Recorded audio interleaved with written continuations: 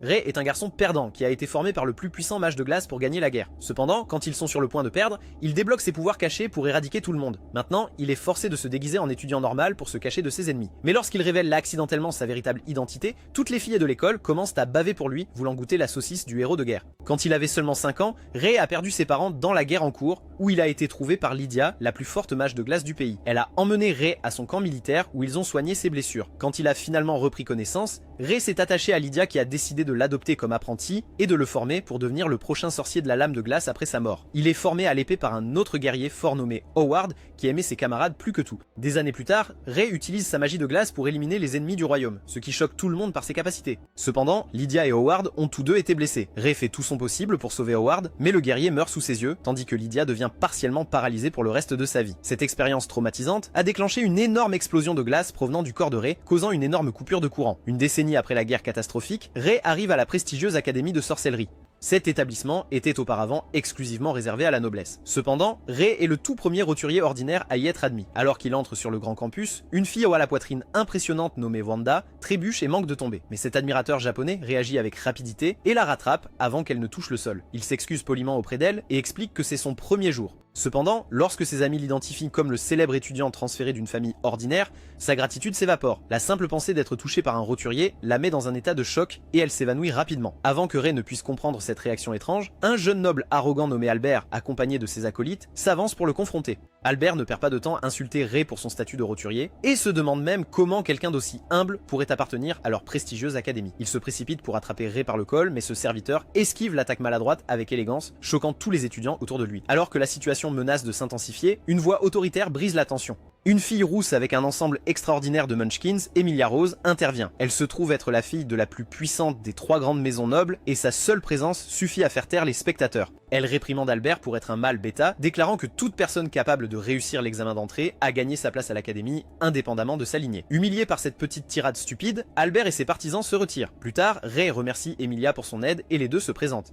2 heures plus tard, dans leur premier cours, Ray prend place alors que la professeure, Mademoiselle Gray, commence son cours. Elle explique le système de sorcellerie mondiale en décrivant les 5 rangs: bronze, argent, or, platine et le rang ultime de grand. Elle précise que le titre de grand est détenu par seulement 7 sorciers vivants dans ce monde. Mademoiselle Gray parle également des héros de la Grande Guerre, en particulier le plus puissant d'entre eux, le sorcier de la lame de glace, qui a à lui seul vaincu tout un continent avant de disparaître mystérieusement. Incapable de contenir son esprit de singe stupide, Albert perturbe à nouveau la classe et exige de savoir pourquoi un roturier est présent dans une école qui vise à produire des grands sorciers. Cependant, Mademoiselle Gray lui explique poliment qu'un sorcier se mesure par ses compétences et non par sa lignée, et que seuls ceux qui réussissent l'examen sont autorisés à fréquenter cette académie. Pour leur premier exercice pratique, Mademoiselle Gray explique les catégories fondamentales de la matière. Elle démontre sa maîtrise en manifestant un magnifique bouquet de roses en cristal à partir de rien, comme une vraie pro.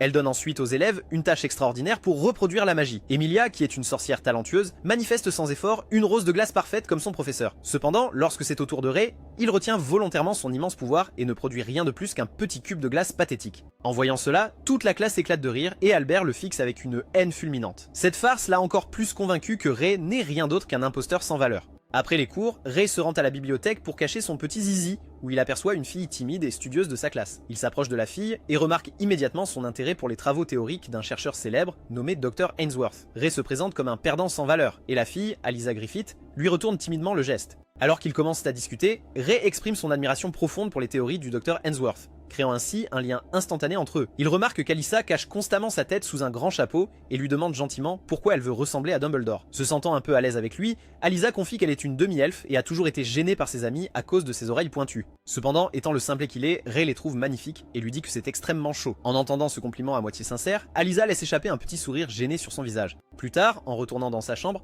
Ray trouve son nouveau colocataire qui l'attend. Le garçon se présente comme étant Evie Armstrong, un enfant musclé et joyeux issu d'une famille noble. Il déclare immédiatement qu'il ne se soucie pas du statut social et qu'il est féministe.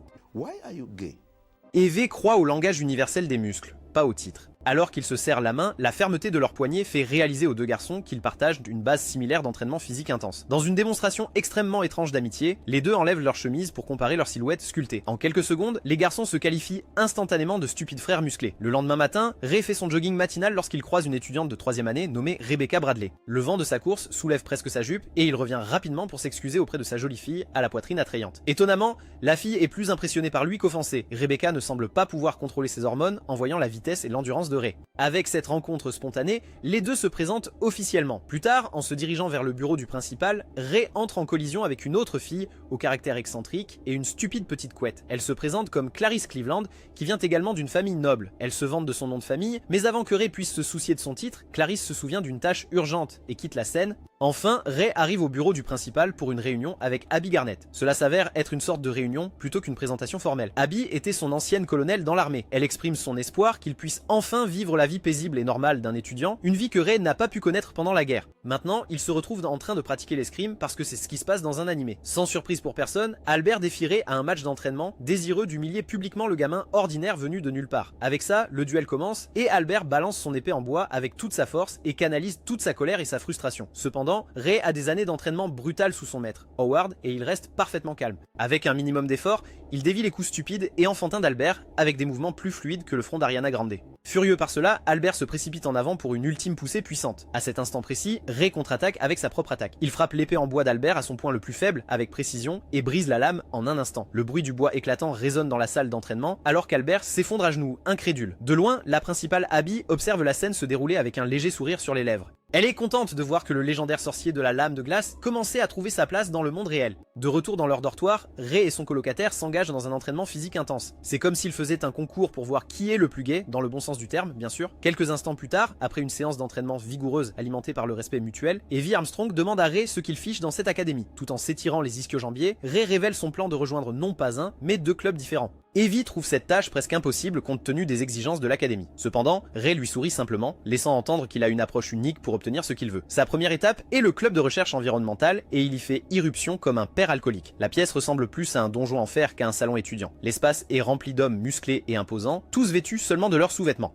Avec leurs égos gonflés par les protéines, les gars regardent immédiatement le physique ordinaire de Ray. Evie, qui est déjà membre de ce club de recherche, observe la scène alors que le leader du club se demande pourquoi quelqu'un d'aussi maigre oserait rejoindre leur rang. En réponse à leur défi de prouver sa valeur, Ray enlève son uniforme sans prévenir. Immédiatement, la salle tombe silencieuse, alors qu'il révèle une silhouette parfaitement sculptée qui rivalise même avec la leur. Les hommes regardent cette petite grenouille ordinaire avec incrédulité, tandis que l'un d'eux prétend même qu'il prend des stéroïdes. Pour solidifier son affirmation, Ray présente une licence Gold Hunter. Il s'avère que cette licence est une carte rare et prestigieuse qui prouve qu'il est l'une des personnes les plus capables vivantes, s'étant entraîné dans les forêts arrières traîtresses. À ce stade, ses qualifications et son physique sont indéniables, alors le chef tend la main et l'accueille dans leur fraternité de muscles. Avec cela, toute la salle éclate dans une acclamation inutilement stupide. Ce bruit chaotique rend évident que ce club est moins axé sur la recherche et plus sur être un asile pour les fous. Ayant sécurisé sa place parmi les titans, Ray se dirige vers sa deuxième cible, le club de jardinage. L'atmosphère ici est complètement différente. Le siège est une pièce raffinée et calme où un groupe de filles est dirigé par la douce élève de 3e année, Rebecca Bradley, qui boit son thé comme une grand-mère. Ray exprime poliment son intérêt à rejoindre le club. Il explique que même sur les champs de bataille les plus brutaux de la guerre,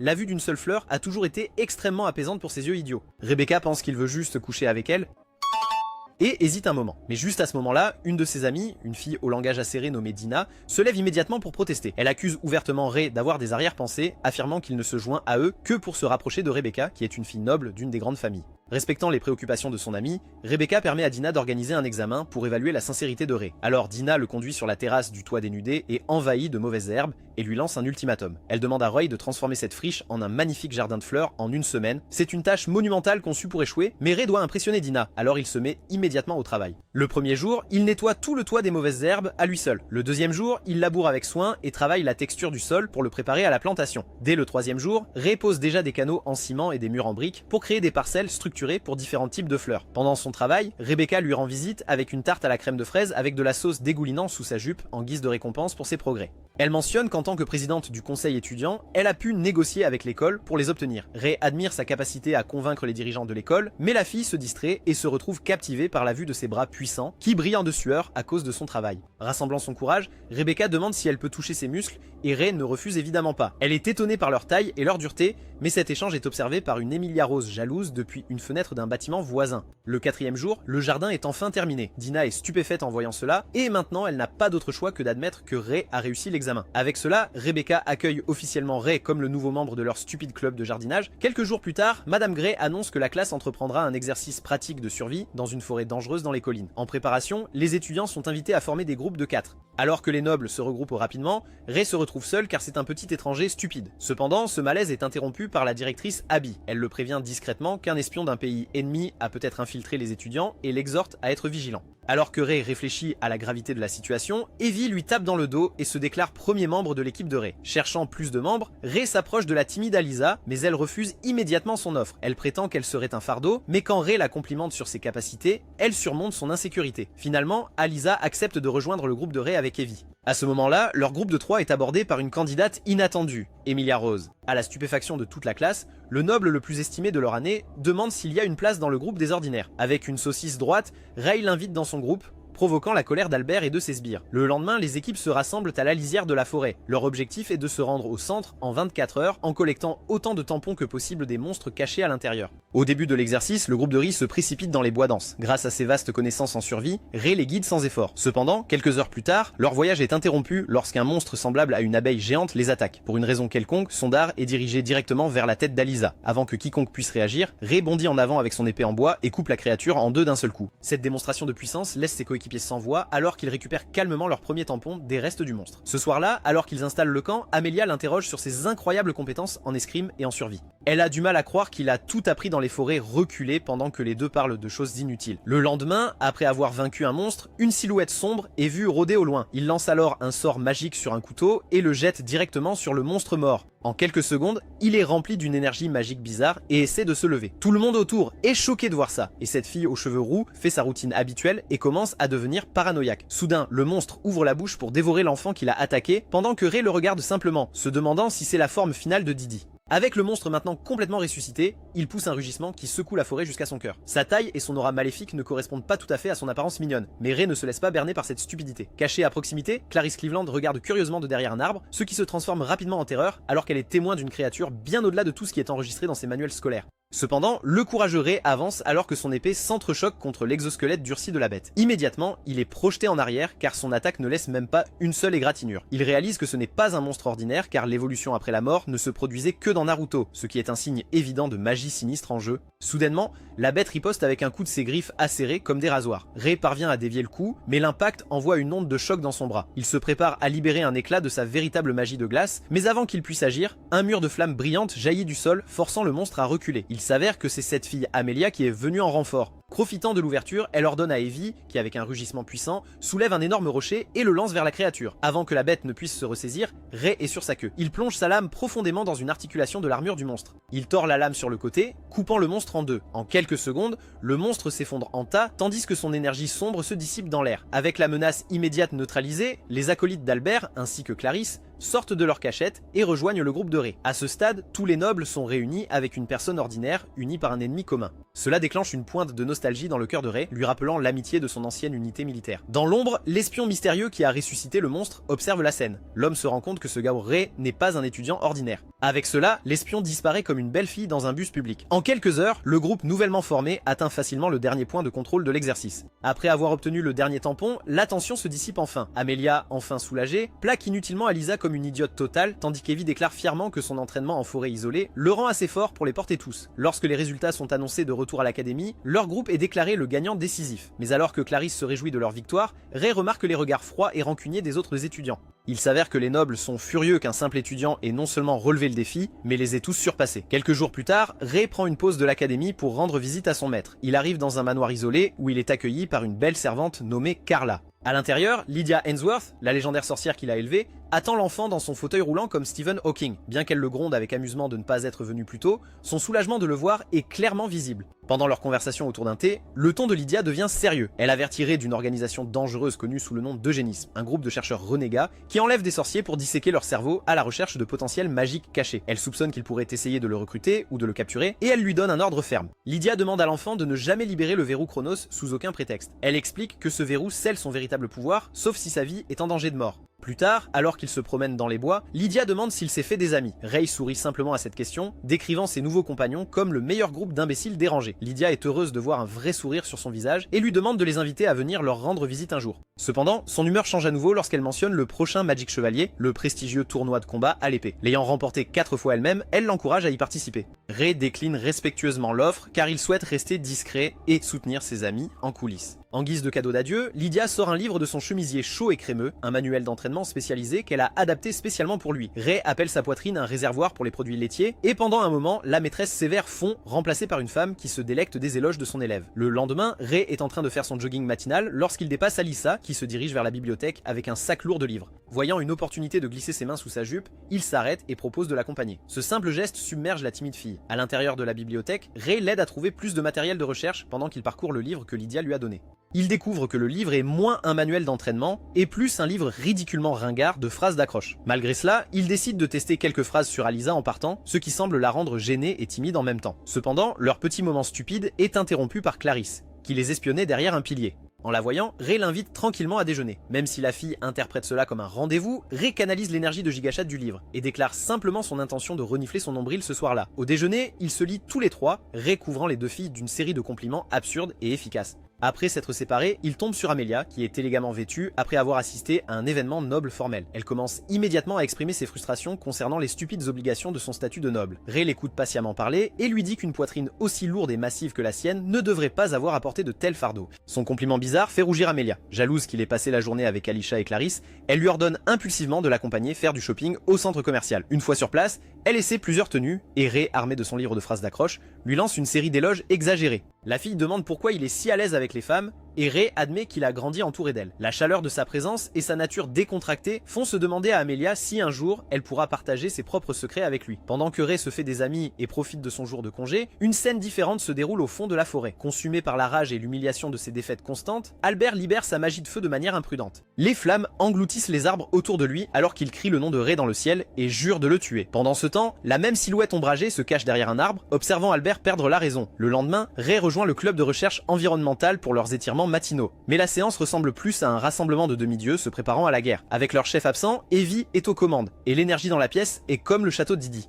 Après l'entraînement intense, Ray se rend au club de jardinage. Dana, maintenant pleinement convaincue de ses bonnes intentions, lui remet une clé de la salle du club. Supposant que la salle est vide, Ray déverrouille la porte et entre, seulement pour s'arrêter net. Rebecca Bradley se tient au milieu de la pièce, vêtue seulement de ses sous-vêtements. La fille rougit de gêne, tandis que Ray ne parvient qu'à s'excuser rapidement. Il quitte ensuite la pièce et essaie de contrôler son excitation.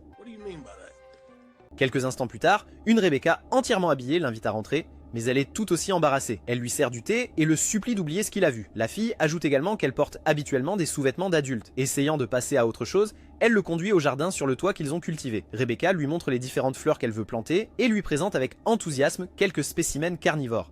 Alors qu'ils discutent, elle admet qu'elle est contente que Ray ait rejoint le club parce qu'en tant que fille d'une famille noble, les autres élèves sont trop intimidés pour l'aborder. Comme Ray est un garçon ordinaire, un peu bête et un peu dégoûtant, il est la première personne à qui elle peut parler normalement. Pendant un instant, il semblait que sa confession sincère ait renforcé le lien entre eux. Le lendemain, l'académie organise ses matchs de qualification pour le tournoi de Magic Chevalier. Les règles sont simples. Si tu gagnes, tu es dedans, mais si tu perds, tu es fan de Kai Cenat. Amelia Rose est la première à concourir et son match est une démonstration magistrale d'efficacité car il est terminé en quelques secondes. D'un seul coup, elle envoie l'épée de son adversaire voler et assure sa victoire. Mais au lieu de partir, Amelia se retourne et déclare un autre défi qui fait taire la foule. Elle veut combattre ce petit simper, Ray White. Comme prévu, Ray accepte le duel sans hésitation et entre dans le ring. Le duel commence avec Amelia qui passe immédiatement à l'offensive et elle déchaîne une rafale d'attaques rapides mais incroyablement féminines. Ray reste ferme, utilisant son épée en bois pour former une défense parfaite. Il parvient à bloquer et rediriger chacun de ses mouvements sans effort. Ray remarque sa vitesse incroyable, mais il sent aussi le manque d'intention sérieuse derrière ses attaques. À ce moment-là, le rythme familier du combat déclenche un souvenir profond de son entraînement avec son père adoptif, Howard. Cependant, le flashback aiguise ses instincts. En une fraction de seconde, il dévie son épée, crée une ouverture et contre-attaque avec une puissance écrasante. Mais juste au moment où son épée est sur le point de toucher, Ray l'arrête à un pouce de sa poitrine, laissant délibérément tomber sa propre arme et concédant le combat. En voyant cela, toute l'arène est stupéfaite. L'instructeur déclare Amelia la gagnante, mais elle est plus confuse que triomphante et exige de savoir pourquoi il a abandonné le combat. Fidèle à son arrogance, Ray n'offre pas de réponse claire. Le mystère de son identité ne fait que s'épaissir.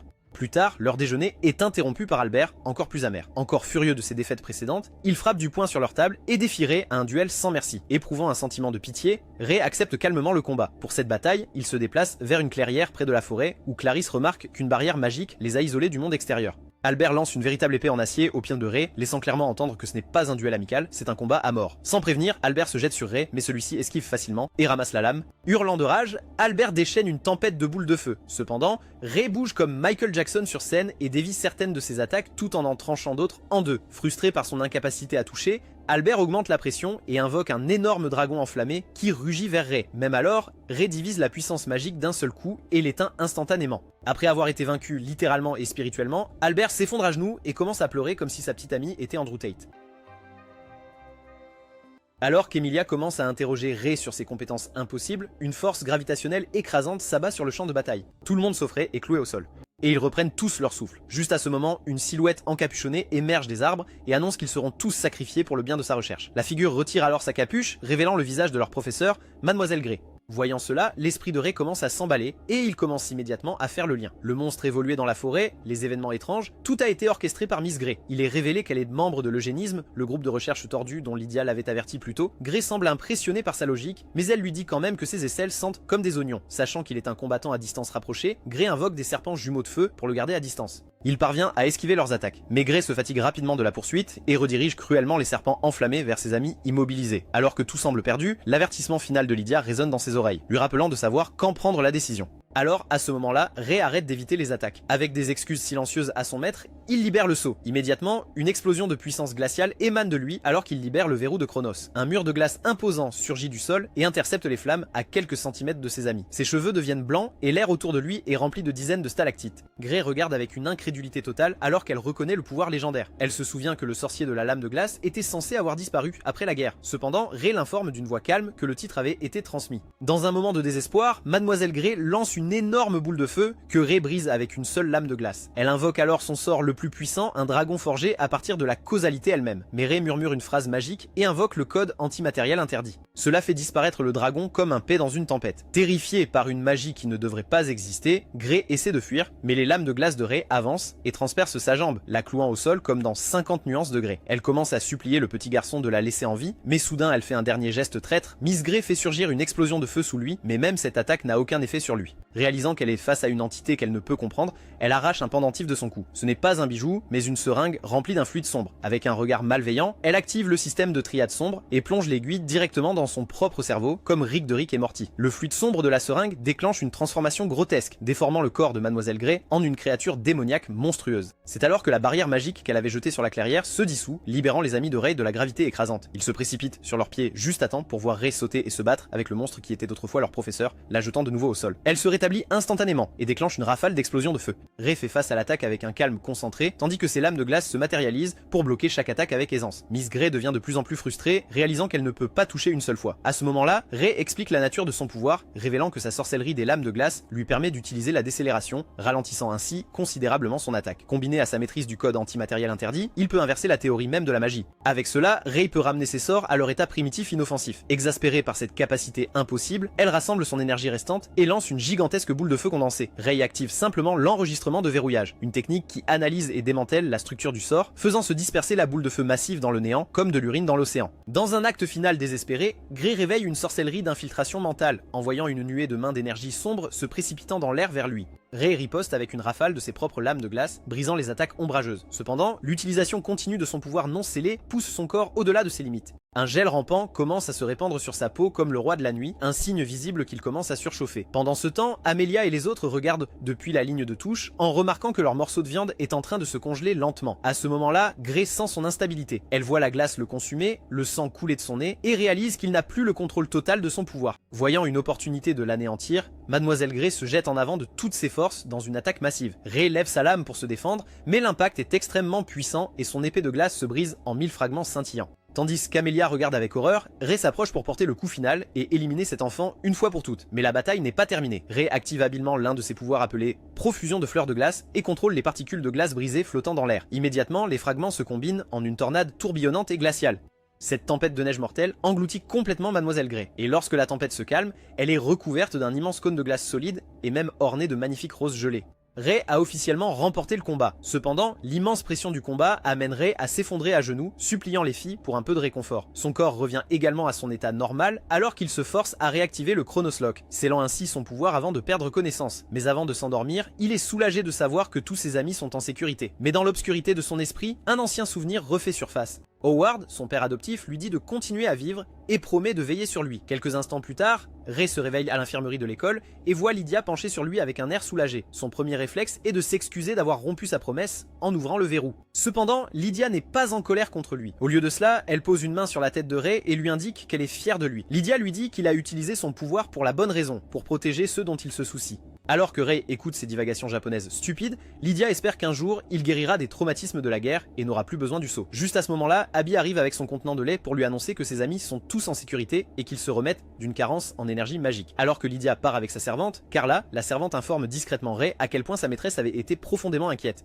Laissée seule avec Abby, elle avoue qu'elle était initialement contre son inscription à l'académie, craignant qu'il ne soit pas prêt à revenir dans le monde réel. Cependant, ce sont les atouts convaincants de Lydia qui avaient vigoureusement plaidé en sa faveur, la suppliant de donner à Ray une chance de mener une vie normale et heureuse. Après qu'Abby soit partie, la porte s'ouvre brusquement et ses amis envahissent la pièce. Voyant leur visage inquiet, Ray décide que le temps des secrets est révolu. Il s'excuse comme PewDiePie pour les avoir trompés et révèle sa véritable identité. Il est l'un des 7 grands sorciers, le légendaire sorcier de la lame de glace. Ray raconte la bataille finale de la guerre, où il a perdu le contrôle de son pouvoir et a surchauffé, transformant tout le champ de bataille en un désert stérile. Lydia a réussi à l'arrêter juste avant que sa propre force vitale ne soit consumée, liant son pouvoir avec le Chronos Lock. Il explique que sa magie semble faible seulement parce qu'elle est scellée. Alors que tout le monde écoute, Ray conclut en disant que ses mains sont tachées de sang, et il se demande s'il a même le droit d'être leur ami. Cependant, ses craintes sont immédiatement dissipées par leur soutien indéfectible. Amelia prend sa main et lui assure que son passé n'a pas d'importance parce qu'il croit en la personne gentille et douce qu'il est maintenant. La musclée Evie déclare haut et fort qu'aucun passé ne pourrait changer son opinion de son papa musclé. Alisa et Clarisse partagent également le même sentiment, promettant que leur amitié est inconditionnelle.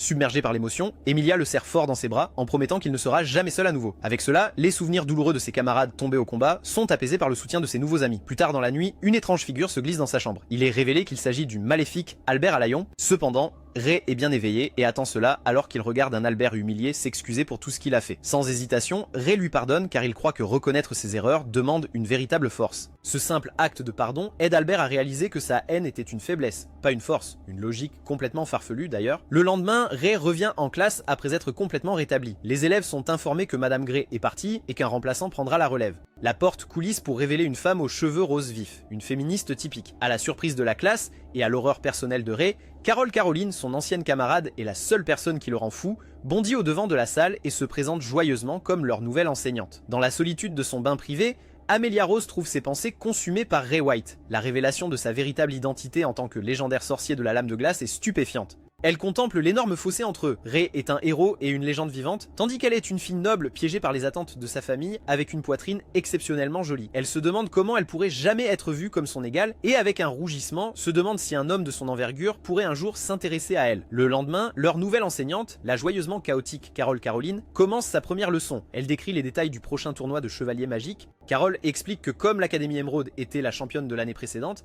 elle bénéficie d'un privilège spécial. Cette année, ils peuvent entrer avec 6 étudiants au lieu des 5 habituels. Avec son airbag oscillant constamment comme un pendule, Carole continue d'élaborer sur la gravité de ce tournoi. Alors que la classe est en effervescence, Ray est rempli de peur. Plus tard, il va rencontrer la directrice Abby avec colère et la supplie de retirer Carole de l'académie. Bien qu'elle refuse la suggestion, Ray propose même de donner le cours lui-même. Il essaie de convaincre la directrice de renvoyer immédiatement la remplaçante agaçante, mais elle précise que Carole est extrêmement sympathique et a un ensemble impressionnant d'astuces solides. Alors que Ray continue son discours, la dame en question elle-même apparaît de derrière, le taquinant avec espièglerie, juste devant le directeur. Quelques jours plus tard, les matchs qualificatifs de l'académie commencent. Ray se tient dans les gradins avec Clarisse, qui veut désespérément sauter sur ses genoux. Il regarde les combats et montre une capacité incroyable à prédire chaque résultat, ce qui effraie légèrement Clarisse. Quand c'est le tour d'Amelia, elle entre dans l'arène et vainc son adversaire en quelques secondes. Cependant, alors qu'elle quitte le ring, son expression n'est pas celle d'un triomphe, mais d'une profonde déception. Pour une raison quelconque, Ray comprend ce sentiment et est déterminé à savoir ce qui préoccupe Amelia. Peu de temps après, il cherche Rebecca pour comprendre pourquoi Amelia est déprimée. Rebecca explique la source de l'anxiété d'Amelia. Sa plus grande rivale, une sorcière de l'académie de dames nommée Ariane Holgren, participe également au concours. Les deux étaient autrefois des amis inséparables. Mais leur relation s'est fracturée après qu'Ariane ait vaincu Amelia lors d'un duel précédent. Ce passé personnel est aggravé par l'immense pression exercée par le père d'Amelia, qui lui a ordonné de gagner le tournoi à tout prix. Alors que les qualifications se poursuivent, Amelia domine chaque match comme un Conor McGregor au sommet de sa carrière, ce qui pousse ses amis à célébrer depuis les coulisses. Cette victoire lui assure une place en tant que représentante pour le tournoi principal. D'un autre côté, Albert parvient également à se qualifier, assurant la 2e place. Pourtant, à chaque victoire, l'atmosphère sombre autour d'Amelia ne fait que s'épaissir. Même si ses amis sont mouillés sous leurs jupes, elle ne semble pas du tout apprécier sa victoire. Plus tard dans la soirée, Ray confronte Amelia alors qu'elle rentre seule à son dortoir. Sans perdre une seconde, Ray lui dit qu'il sait qu'elle n'est pas satisfaite de ses victoires et qu'elle doute de sa capacité à affronter sa rivale. Avec le tournoi encore à un mois, Ray lui fait une offre. Il va la former personnellement en utilisant les méthodes secrètes du livre de son maître comme base pour sa progression. Voyant la conviction inébranlable dans ses yeux et une énorme bosse dans son pantalon, Amelia accepte immédiatement son offre. Avec cette décision, elle s'est inscrite sans le savoir pour un mois d'entraînement tortueux avec le véritable sorcier de la lame de glace. Cette nuit-là, Amelia a fait un rêve vif d'un souvenir de son enfance. Elle se rappelle la première fois qu'elle a rencontré une fille nommée Ariane. Amelia se souvient d'être partie en courant avec cette petite fille vers un balcon, partageant de la nourriture et devenant les meilleures amies. Les filles vivaient leur vie comme des enfants normaux sans le moindre souci du monde réel. Elles n'utilisaient même pas TikTok. Soudainement, le rêve se transforme en un coucher de soleil où elle et Ariane ont promis d'être amies pour toujours. Elles s'embrassent comme des enfants car c'est ce qu'elles étaient. Mais juste à ce moment-là, le souvenir tourne mal et Amelia commence à rejouer le duel qu'elle a perdu.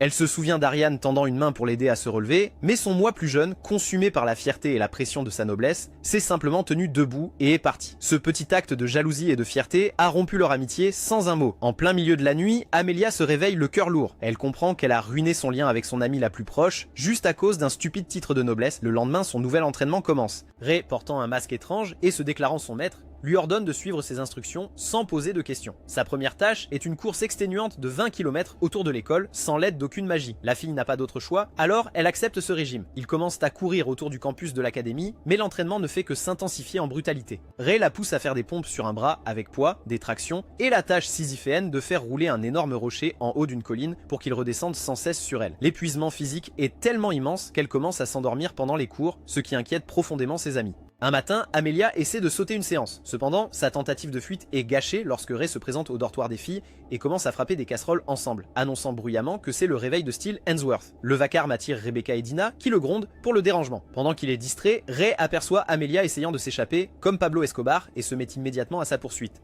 Après s'être caché dans une salle de classe vide, il utilise une capacité sonore unique, semblable à celle d'une chauve-souris utilisant l'écholocation pour déterminer sa position exacte. Il la tire de sa cachette et la force à courir des tours supplémentaires en guise de punition. Au milieu de tout cela, Ray rencontre Albert dans l'enceinte de l'école et lui demande pourquoi il est seul. Albert lui raconte qu'il souffre de dysfonctionnement érectile et veut avoir une saucisse ferme comme avant. Mais Ray lui dit qu'il existe des pilules de nos jours, ce qui rend Albert légèrement heureux. Dans le cadre de son plan multifacette, Ray visite le club de recherche environnementale. Il annonce que l'assemblée d'hommes musclés devrait former une équipe de pom-pom girls pour soutenir Amelia pendant le tournoi. Contre toute attente, cette idée est accueillie avec une approbation bruyante et tonitruante. Avant de partir, Ray acquiert également un sac contenant des vêtements féminins. Son plan entre dans sa phase finale, la plus audacieuse. Déguisée en une fille incroyablement belle nommée Lily, Ray se rend à l'académie rivale d'Iom. Pour infiltrer le campus sans être détecté, il se cache dans une grande boîte en carton vide et commence à avancer lentement à travers la pelouse principale. Cependant, sa couverture étrange et en mouvement attire l'attention d'une petite fille aux yeux larmoyants à proximité. Tandis qu'elle observe curieusement cela, la boîte en carton s'arrête directement devant elle. Déguisée en belle fille, Ray sort de la boîte en carton comme David Blaine. Il se présente à la petite fille qui pleure,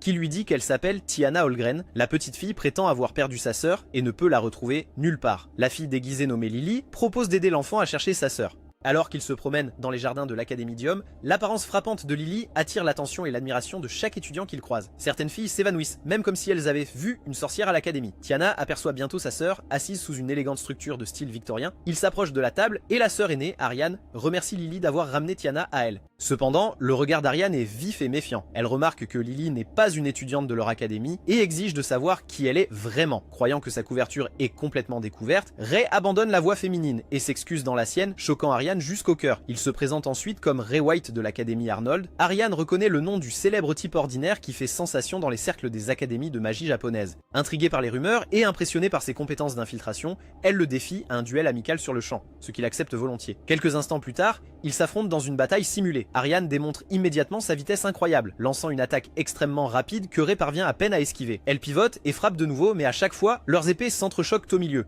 Ariane semble être une maîtresse du duel et après un bref échange, elle se baisse et lance un coup puissant imprégné de magie. Même si Ray parvient à se défendre, la force du coup brise son épée en deux, ce qui met fin prématurément au duel. Il est clair que cette fille, Ariane, est la gagnante, mais elle va certainement perdre à l'avenir. Après le combat, elle demande si Ray participera au tournoi. Il répond que non, en expliquant que son objectif était d'aider un ami à s'entraîner, un ami qu'Ariane connaît très bien. Ses yeux brillèrent d'un défi alors qu'il lui dit qu'Amelia est devenue plusieurs fois plus forte. Tandis qu'Ariane écoute attentivement, Ray explique que lors de leur prochain match, ce sera Amelia qui sortira victorieuse. Cependant, Ariane sourit simplement, mais son intérêt est accru par cette nouvelle, alors elle dit à Rey qu'elle a hâte d'assister à la bataille. Au moment où Rey quitte l'Académidium, la nuit est tombée. Sur le chemin du retour, il aperçoit une fille aux cheveux blancs courir et pleurer comme PewDiePie après son scandale avec le mot en haine. Elle trébuche sur son propre poids, mais Rey bouge comme Jagger pour la rattraper avant qu'elle ne s'écrase le visage contre le sol. La fille se présente comme Maria Bradley, la sœur cadette de Rebecca. Elle avait été bouleversée par sa décision de fréquenter l'Académie Aura,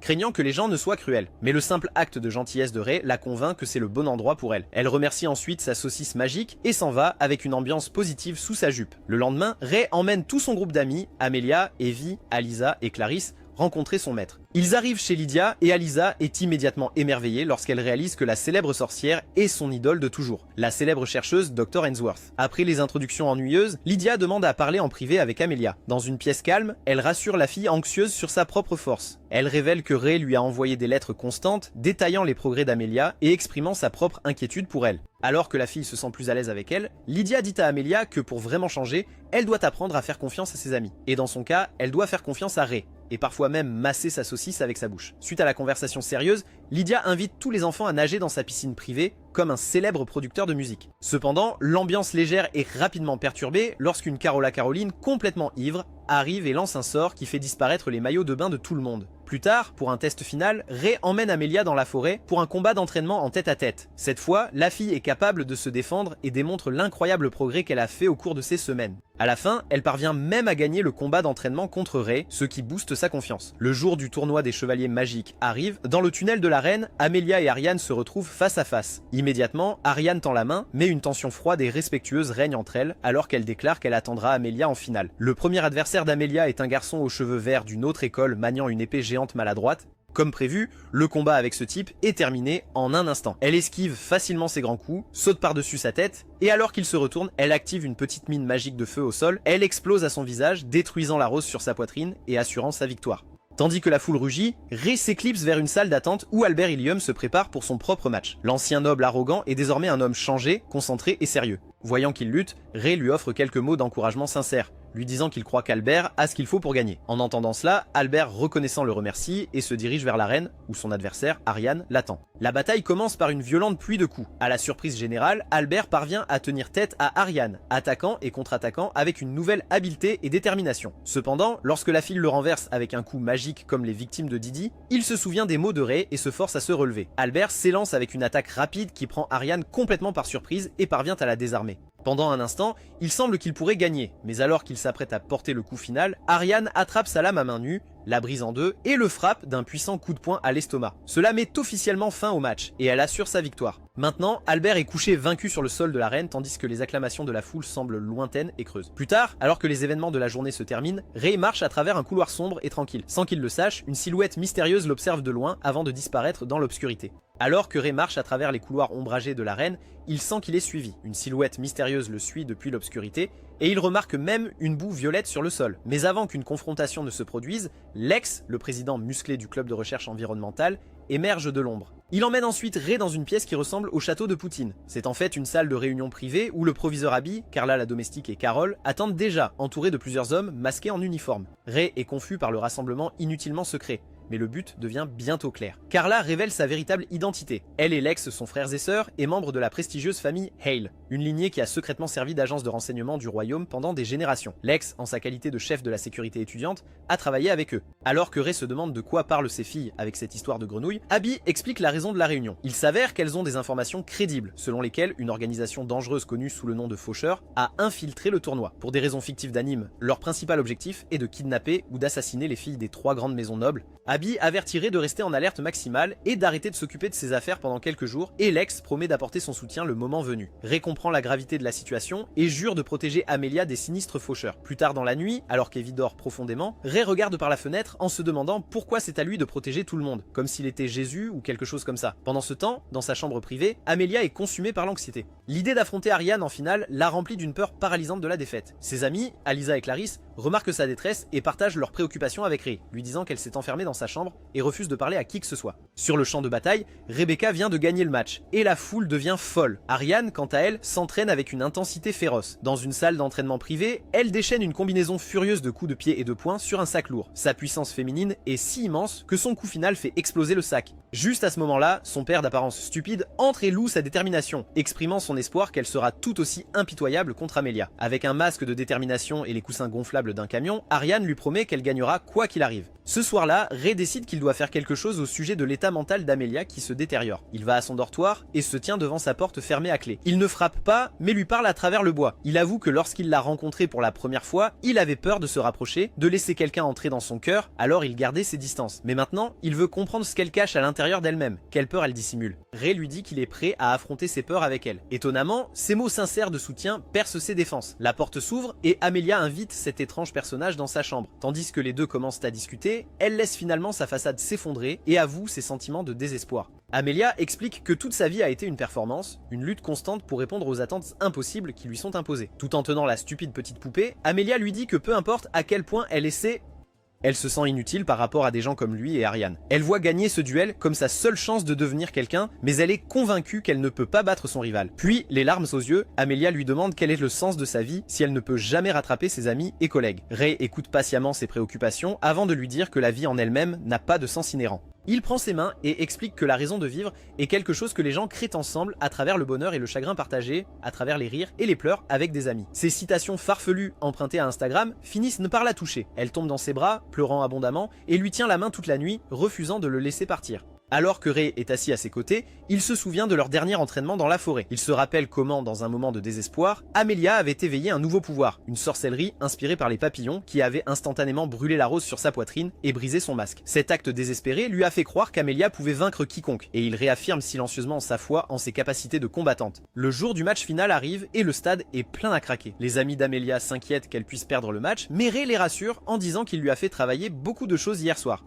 Quelques instants plus tard, Amelia et Ariane s'affrontent au centre de l'arène. Ariane, toujours aussi confiante, dit à son ancienne amie de se rendre, mais Amelia promet de la vaincre. Avec cela, le duel commence enfin. Ariane libère immédiatement sa sorcellerie de foudre, lançant son épée sur Amelia. Elle se téléporte ensuite derrière elle, lançant un coup de poing puissant qui envoie Amelia voler à travers l'arène. Cependant, Amelia refuse d'abandonner. Entre-temps, Lex s'approche de Ray avec des nouvelles urgentes. 8 étudiants issus de familles nobles ont été enlevés et Clarisse est parmi eux. Ray dit immédiatement à Lex qu'il va chercher dans les niveaux souterrains de l'arène pour trouver les étudiants et leur faire sentir ses aisselles pour les ennuis qu'ils lui causent. De retour sur le ring, Ariane continue ses attaques. Alors qu'Amelia lutte, la voix de Ray résonne dans son esprit vide, lui disant qu'il croit en elle. En même temps, Ray trouve les étudiants enlevés sous terre, tous inconscients. Alors qu'il réveille Clarisse, une barrière d'interférence surgit soudainement autour d'eux, les piégeant. Ils sont maintenant entourés par les célèbres faucheurs. Cependant, étant le guerrier qu'il est, Ray prend ses responsabilités et commence à combattre ces monstres. Le combat dans l'arène s'intensifie. Ariane libère sa sorcellerie ultime alors que son pouvoir s'amplifie à un niveau incroyable. Amelia est dépassée par cela, mais Ariane se déplace comme un éclair, renversant Amelia encore et encore. Chaque os de son corps lui fait mal et elle sent sa conscience commencer à s'évanouir. Mais juste au moment où le désespoir s'installe, les visages de ses amis apparaissent devant ses yeux. Depuis l'entrée de l'arène, elle entend la voix agaçante de Ray crier son nom, l'incitant à se relever. Relevant la tête, quelque chose en elle s'éveille.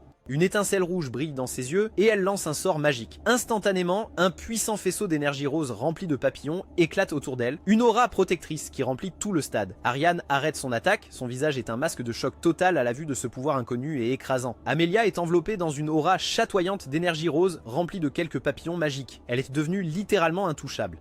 Depuis la cabine des annonceurs, Carol identifie le pouvoir comme une interférence conceptuelle. Une magie extrêmement rare provenant de l'effet papillon de la théorie du chaos. Elle explique que cela permet à Amelia de manipuler la causalité, en annulant les actions d'Ariane juste avant qu'elles ne se produisent.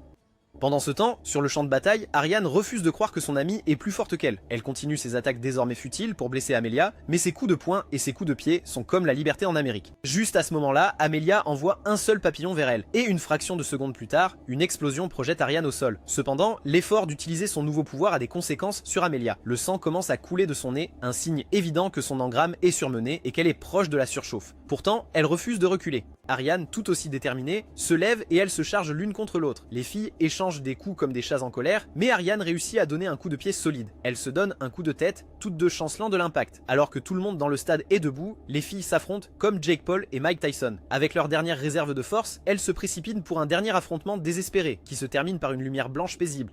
Quelques instants plus tard, Ariane reprend conscience et trouve sa tête reposant sur les genoux d'Amelia. Le duel est terminé, elle a perdu le match. Malgré la défaite, elle complimente son amie sur la force qu'elle a acquise. En entendant cela, Amelia pleure de soulagement et attribue sa victoire à ses amis qui ont cru en elle, mais elle admet qu'Ariane était la véritable raison pour laquelle elle s'était forcée d'être meilleure. Ariane avoue que sa propre détermination sévère était une tentative d'être un modèle digne pour Amelia. Avec la vérité enfin révélée, les deux filles se réconcilient en larmes, s'embrassant comme elles le faisaient quand elles étaient enfants. Avec cette réunion émotive, Ariane lève la main d'Amelia en signe de victoire et l'annonceur la déclare championne de la catégorie des débutants. Toute l'arène éclate en acclamations pour les deux valeureuses combattantes et même le père d'Ariane applaudit timidement depuis sa loge. Dans le couloir, leurs pères se rencontrent. Le père perpétuellement grognon d'Amelia murmure qu'elle aurait pu faire mieux, mais le père d'Ariane lui dit d'être content pour une fois.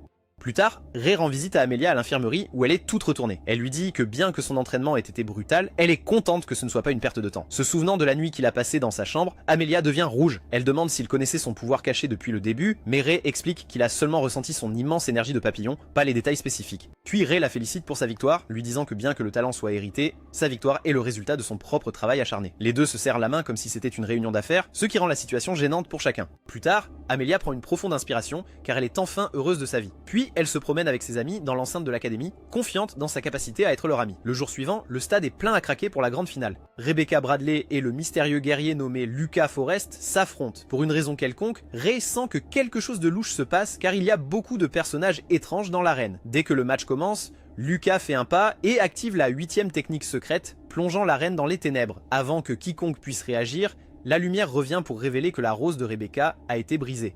Le combat est terminé en moins de 2 secondes, ce qui fait que tout le monde dans le stade est sous le choc. Alors que Lucas remet son épée dans le fourreau, il est officiellement le champion du tournoi. En traversant le tunnel, il croise Ray et le salue en tant que sorcier de la lame de glace. Ray, à son tour, le reconnaît comme le nouveau sorcier de la lame sans égal, un titre qui a également été transmis comme le sien. Ray demande pourquoi il a participé à un tournoi étudiant et Lucas révèle que c'était une démonstration pour le bénéfice de Ray. Il lance ensuite un défi, ils se battront dans un an pour prouver qui est vraiment le plus fort. Pendant ce temps, dans le sous-sol, Abby, Carol et Lydia enquêtent sur les faucheuses capturées. Elles trouvent les monstres liés comme des sacs de pommes de terre, terrifiées à l'idée d'être ébouillantées. Quand Carol les voit, elle utilise sa magie envoûtante pour les hypnotiser, mais quand cette fille agaçante leur ordonne de révéler leurs secrets, leur tête explose, révélant que quelqu'un a installé un dispositif anti-échec magique. Carol est légèrement soufflée par l'explosion, tandis qu'Abby est ennuyée d'avoir perdu leur seule piste. Avec le tournoi terminé, Abby arrive enfin à l'arène et s'adresse à la foule. Elle dit à ses élèves que les batailles menées dans cette arène étaient extrêmement stupides et qu'ils ne devraient jamais se surestimer. Avec cela, l'école commence à se préparer pour le festival culturel. Lors d'une réunion de classe, Ray propose de gérer un café maid. L'idée rencontre une résistance immédiate de la part des nobles qui trouvent cela dégradant. En vérité, l'idée venait d'Emilia. Elle l'avait présentée à Ray en décrivant de manière romantique les servantes comme l'incarnation de la grâce et de la loyauté, tout en mentionnant leurs jupes courtes. L'idée de voir Carla dans son uniforme avait immédiatement convaincu Ray du plan. Maintenant, il fait un discours passionné sur la manière dont cela serait révolutionnaire pour eux d'embrasser le rôle. À sa surprise, son argument est involontairement renforcé lorsque Carol apparaît, vêtue d'une mignonne tenue de servante.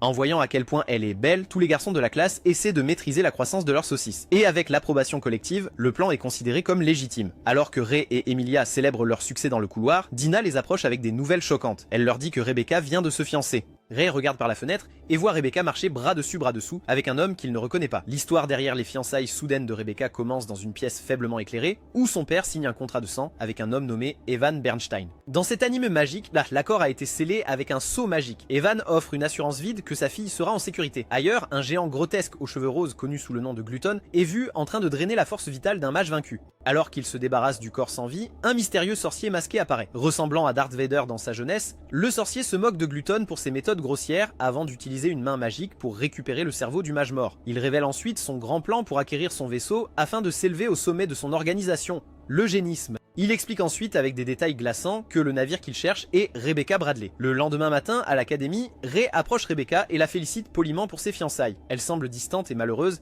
mais essaie de cacher sa tristesse. Alors que Ray s'enquiert de sa présence, Rebecca lui assure qu'elle continuera à fréquenter l'école jusqu'à ce qu'elle obtienne son diplôme. Comme des crétins, les deux se serrent la main au lieu de sauter sur les genoux de l'autre. Pendant ce temps, les préparatifs pour le maid café battent leur plein. Amelia taquine joyeusement une Elisa réticente, essayant de la convaincre de porter la robe de soubrette. Elisa pense que c'est trop révélateur et elle demande de l'aide à Ray. Cependant, ses appels à l'aide sont inutiles car le beau gosse se range du côté d'Amelia dans cette affaire. Il essaie alors de convaincre la fille aux cheveux bleus de combien elle serait belle en tant que femme de chambre en tenue pixie. D'un autre côté, les garçons de la classe, dirigés par par un Albert nouvellement motivé, travaillent dur pour décorer la salle. Leur énergie est alimentée uniquement par la perspective de voir les filles dans leurs mignons costumes de soubrette et éventuellement de pouvoir voir le bout de leur melon. Plus tard, Ray va dans la salle du club de jardinage et constate que les autres membres sont tous absents. Rebecca explique qu'ils ont quitté le club pour protester contre ses fiançailles. Il s'avère qu'Evan, son nouveau fiancé, était auparavant fiancé à une autre membre du club et les autres filles voient Rebecca comme une traîtresse. Réalisant que le travail supplémentaire leur incombe désormais à elle et Dina, Ray propose de les aider. En partant, Dina l'interpelle comme un délinquant en série. Elle confie que toute la situation lui semble très étrange. Cette nana Rebecca cache clairement quelque chose et le fait qu'Evan ne vienne pas des 3 premières maisons nobles rend les fiançailles politiquement motivées très suspectes. Alors qu'ils discutent, Dina se demande si Rebecca est en danger et demande à Ray de veiller sur elle. Sans hésitation, ce simp accepte de garder un œil sur cette fille qui est toujours déprimée. Ce soir-là, Ray rend visite à Lydia pour lui expliquer toute la situation de Rebecca triste. Elle est d'accord que les fiançailles sont très suspectes, surtout que Rebecca n'a pas encore l'âge. Elle demande ensuite à Carla de commencer une enquête approfondie sur la famille Bernstein. Avant que Ray quitte la pièce, Lydia lui demande les plans pour le festival de sa classe. Lorsqu'il lui parle du café à thème de domestique, Lydia se montre désinvolte. Reflétant le sentiment précédent d'Albert, Ray lui dit qu'aucun homme ne pourrait nier la beauté d'une femme de chambre. Lorsque Lydia lui demande s'il en fait partie, il admet qu'il l'est, révélant que son enthousiasme a été éveillé en imaginant les atouts de Carla dans son uniforme. Cela écrase Lydia qui lance des regards noirs à sa domestique. Quand elle demande ce qu'il penserait d'elle dans une robe de domestique, Ray lui dit qu'elle ressemblera à Hillary Clinton. Cette déclaration lui vaut d'être entourée de pics de glace menaçants, jusqu'à ce qu'il présente des excuses sincères. Dans le dortoir des filles, Rebecca est sous la douche lorsqu'elle est frappée par une vision vive. Elle voit un jeune Ray sur un champ de bataille dévasté, essayant désespérément et sans succès de ranimer ses camarades tombés au combat avec de la magie curative. Mais soudain, Rebecca sort de sa vision et se retrouve dans une douche inutilement grande. La vision est si intense qu'elle lui fait saigner l'œil. Juste à ce moment-là, sa sœur Maria la trouve dans cet état et Rebecca couvre rapidement l'incident, prétendant qu'il s'agissait juste d'un saignement de nez. Elle fait semblant d'être heureuse de ses fiançailles, mais dès qu'elle est seule dans sa chambre, elle s'effondre et pleure. Son esprit revient sur des souvenirs de protection d'une jeune Maria contre des intimidateurs, contrastant avec le souvenir récent de l'avoir repoussée avec colère lorsqu'elle a posé des questions sur les fiançailles. Dans un retour en arrière, il est révélé que Rebecca a 8 ans de plus que Maria et qu'elle était comme une mère pour la petite. Cependant, leurs parents ont toujours dit à Maria de devenir plus comme Rebecca, ce qui rendait la petite très triste. D'autre part, le jour du festival culturel arrive, les filles sont magnifiques dans leur tenue de servante. Ray les complimente toutes, provoquant presque immédiatement leur embarras. Cependant, lorsqu'il continue à les complimenter sur leur apparence, Emilia commence à devenir joueusement possessive avec lui. Clarisse apparaît également déguisée en fantôme pour la maison hantée de sa classe. Pendant ce temps, le principal parle à l'agaçante Carole de la manière dont Ray se débrouille dans sa classe. Réalisant que l'enfant s'en sort plutôt bien, la principale Abby esquisse un doux sourire. Plus tard dans la journée, Ray propose de raccompagner Rebecca chez elle. Il parle de choses assez banales comme le festival culturel de l'école, le prix des œufs, etc. Rebecca semble apprécier sa compagnie, mais juste à ce moment-là, Evan apparaît devant eux et prend le relais. Par cette courte interaction, il est clair que sa présence assombrit l'humeur de Rebecca. Juste après leur départ, Lex arrive et convoque Ray à une autre réunion urgente. Dans la salle secrète, Carla révèle les résultats de son enquête. La maison d'Evan est un manoir abandonné effrayant, sans aucun signe de vie humaine. Il a assisté à des réunions politiques, mais tout cela n'est qu'une façade publique. Il conclut qu'Evan est presque certainement membre de l'eugénisme et qu'il est après les yeux uniques de sorcier de Rebecca. À ce moment précis, dans un autre endroit, le sorcier masqué rencontre Gluton. Il déclare que Rebecca sera bientôt réveillée en tant que creuse, ce qui conduira à l'ouverture des portes d'un endroit appelé Akasha. Il enlève ensuite son masque, révélant son vrai visage. Il est Evan Bernstein. À l'intérieur du manoir, Evan accule Rebecca, lui rappelant qu'il a signé un contrat avec son père pour échanger ses yeux contre un billet pour un concert de Taylor Swift. Bro, what are you talking about, man? Il murmure ensuite une menace contre Maria, et alors que Rebecca commence à pleurer, la fille se sent complètement impuissante dans sa situation, et elle verse des larmes de sang littérales de ses yeux. Dans son rêve, Rebecca est piégée dans un cauchemar éveillé. Sa conscience est projetée dans le passé, sur un champ de bataille stérile et dévasté par la guerre. Elle est une observatrice invisible, regardant un jeune Ray se pencher sur le corps sans vie de son père adoptif, Howard. Le garçon canalise désespérément sa magie de guérison pour essayer de le ranimer, mais ses efforts sont vains. Une jeune Lydia s'approche et lui dit que c'est inutile, que la mission est terminée. Mais quand le garçon refuse d'accepter la réalité, elle gifle l'enfant en pleurs comme Chris Rock. Elle obligerait à affronter la vérité que Howard est mort avant de l'éloigner du champ de bataille. La vision est si intense et réelle que Rebecca est laissée sous le choc. De retour au présent à l'école, le souvenir traverse son esprit et elle se demande si le garçon dans sa vision était vraiment Ray. Le lendemain à l'école, Maria trouve Ray. Elle se présente et après qu'il lui fait un compliment, elle lui demande de l'aider en larmes. Maria explique qu'elle s'inquiète pour sa sœur aînée, mais Rebecca a refusé de se confier à qui que ce soit. Ray l'attire pour un câlin réconfortant et promet qu'il fera tout ce qui est en son pouvoir pour protéger Rebecca. À leur insu, Rebecca observe cet échange à distance tandis que son cœur souffre à la vue de sa sœur réconfortée par son rêve absolu, Ray. Cette nuit-là, elle se tourne et se retourne dans son lit alors que son sommeil est tourmenté par la vision récurrente d'un champ de bataille. Cette nuit-là, Rebecca n'arrive pas à dormir car le souvenir du champ de bataille et l'image de Maria dans les bras de Ray ne cesse de se répéter dans son esprit. Pendant ce temps, Ray est dans sa chambre d'étudiant en train d'essayer de se distraire en lisant un roman d'amour qu'il a pris à la bibliothèque, essayant même d'expliquer l'histoire d'amour triste à une Evie totalement désintéressée. Plus tard, dans ses propres rêves, Ray est de retour à l'enterrement de Ward. Il voit Rebecca là-bas et elle lui demande directement qui il est vraiment. Mais avant qu'il ne puisse répondre, un coup de tonnerre couvre sa voix et il se réveille en sursaut comme un marine. En se redressant, Ray découvre du sang coulant de ses yeux, ce qui semble être une manifestation physique d'une connexion onirique partagée avec Rebecca. Le lendemain matin, il croise Rebecca lors de son jogging matinal. La rencontre est gênante. Il essaie de parler du festival, mais la fille est clairement préoccupée.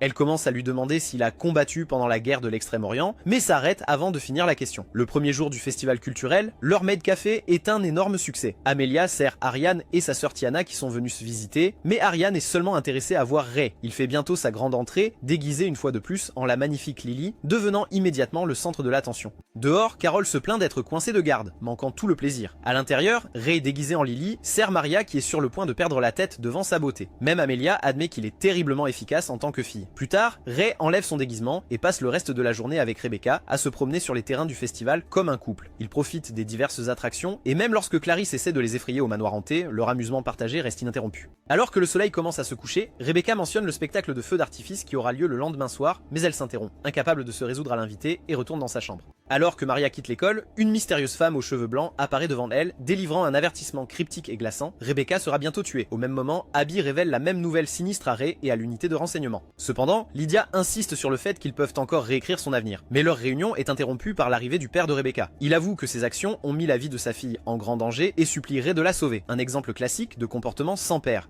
Pendant ce temps, dans une clairière secrète de la forêt, le sorcier Evan et le géant Gluton finalisent leur plan. Evan déclare que Creuse sera bientôt réveillée, tandis que Gluton exprime son désir singulier de consommer l'âme puissante de Ray. Le lendemain au festival, Rebecca trouve Ray. Elle lui dit qu'elle attendait pour sentir sa saucisse et lance un dernier appel désespéré. Elle lui demande de veiller sur sa sœur, croyant qu'elle est vouée à disparaître pour toujours, elle lui confie la sécurité de Maria. Comprenant la gravité de ses paroles, Ray élabore un plan. Il se déguise à nouveau en Lily et tente de distraire Maria, mais elle est trop préoccupée par sa sœur pour être influencée et demande son aide pour la retrouver. Pendant ce temps, Rebecca marche dans une ruelle déserte. Juste à ce moment-là, Evan apparaît devant elle et avec un éclair de magie, ils se téléportent tous les deux. Ray, ressentant cela, sort immédiatement de la salle, laissant ses amis confus. Sur un toit, Evan crée une grande barrière sur une zone isolée en disant à Rebecca qu'il est maintenant prêt à prendre ses yeux. À ce moment-là, Ray se fraye un chemin à travers une armée de monstres invoqués par les adeptes d'Evan, utilisant délibérément uniquement son code interne pour économiser son énergie. Alors que la bataille fait rage, les amis de Ray arrivent. L'effet papillon d'Amelia dissipe une boule de feu dirigée vers lui et elle lui dit qu'ils sont venus le soutenir. Le groupe travaille en parfaite synchronisation. Evie envoie les sorciers voler, Hal les enflamme, Elisa déclenche une tornade et Clarisse les foudroie avec des éclairs. Les deux monstres principaux, les chefs subordonnés d'Evan, réalisent qu'ils sont surpassés et s'échappent vers la montagne pour aider leur maître. Hal dit à Ray d'aller après Rebecca et Ray retire enfin sa perruque, abandonnant le déguisement de Lily. Alors qu'il court, il se souvient de la confession complète du père de Rebecca. Le nom de famille Bradley était une malédiction jetée sur leur lignée en raison de l'effusion de sang massive entourant l'original Cruz. Il avait expliqué que Rebecca était née comme un réceptacle pour cette entité ancienne. Et si Cruz prend complètement le contrôle de son corps, elle mourra. Les effets secondaires de sa naissance en tant que réceptacle étaient si puissants qu'ils ont provoqué la naissance de sa jeune sœur Maria comme albinos, ce qui suggère qu'elle pourrait également être un réceptacle potentiel. À ce stade, Ray comprend que les enjeux sont bien plus élevés qu'il ne l'avait jamais imaginé. À l'intérieur d'une barrière de l'autre côté de la forêt, Rebecca est retenue captive par Evan Bernstein et ses partisans. Le gigantesque glouton descend monstrueusement du ciel alors que la pauvre Rebecca ne peut que regarder avec désespoir. À ce moment-là, Evan tourne son attention vers un mystérieux sorcier masqué parmi ses rangs. Cependant, le déguisement du personnage se dissipe, révélant un visage identique à celui d'Evan. Ce double se transforme ensuite, quittant la forme masculine pour révéler la véritable identité de la femme aux cheveux blancs, Liz. Le vrai Evan, furieux de son infiltration et de sa tromperie, la retient immédiatement avec de la sorcellerie noire en criant qu'il prendra sa vie pour avoir interféré avec ses plans pour atteindre Akasha en utilisant Rebecca comme vaisseau. Mais avant qu'il ne puisse frapper, Liz disperse ses flammes et téléporte Rebecca vers un endroit plus sûr à l'intérieur de la barrière. Elle pousse ensuite Evan dans un portail, l'envoyant vers une dimension inconnue. À ce moment, Ray arrive tel un véritable jet glouton, désormais libéré des contraintes, et se précipite vers lui, impatient de dévorer son engramme. Cependant, Liz crée un saut temporaire ressemblant à du verre et parvient à arrêter le géant. Elle se présente à Ray comme la sorcière de fabrication en expliquant que Lydia et les autres sont au courant de son implication. Elle déclare que son plan principal est de forcer Rebecca à surchauffer et que c'est le devoir de Ray de sceller le pouvoir déchaîné avec son verrou Chronos parce que son âme est la seule qui résonne avec la sienne. D'après lui, cette résonance est la seule cause de leur rêve partagé et la raison pour laquelle ses yeux ont saigné il y a quelques nuits. D'un autre côté, Gluton brise le sceau et renouvelle son attaque. Immédiatement, Ray invoque une épée de glace, mais la force brute du monstre est si immense qu'il la brise en morceaux d'un seul coup. Pendant ce temps, Liz Blaze entre dans le portail pour s'occuper d'Evan. À l'intérieur de l'autre dimension, Evan, consumé par la haine, s'injecte le système de la Trinité Noire et se transforme en un monstre géant. Malgré cela, Liz reste impassible et lui dit que sa haine ne peut pas le rendre plus fort qu'elle. Elle invoque calmement une apothéose, un puissant sort qui fait que son engramme s'autodétruise, enveloppant sa forme monstrueuse de flamme. Alors qu'il s'effondre sous l'impact dévastateur, il la qualifie de plus puissant sorcier. Cependant, elle le corrige, en affirmant que s'il existait un seul sorcier capable de régner sur le monde, ce serait le sorcier de la lame de glace.